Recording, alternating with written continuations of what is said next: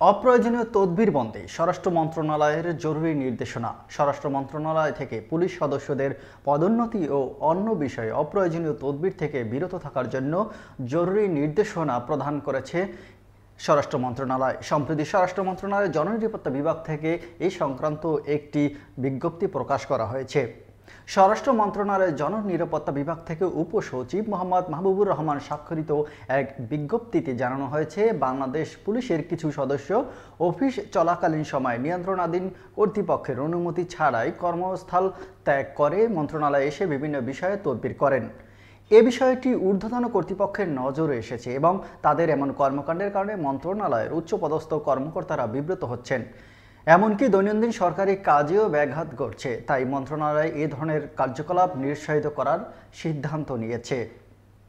বিজ্ঞপ্তিতে আরও উল্লেখ করা হয়েছে, পুলিশ সদর দপ্তর থেকে কিছু বিষয়ে কার্যক্রম গ্রহণের ক্ষেত্রে শেষ মুহূর্তে প্রস্তাব পাঠানো হয়। এরপর যথাযথ পদক্ষেপ গ্রহণের আগেই সংশ্লিষ্ট কর্মকর্তারা বিভিন্ন মাধ্যমে যোগাযোগ শুরু করেন, যা সঠিক সিদ্ধান্ত গ্রহণে জটিলতা তৈরি করে। এছাড়াও পুলিশ অধিদপ্তর থেকে প্রেরিত কিছু পত্রে অসম্পূর্ণ প্রস্তাব দেখা যায়।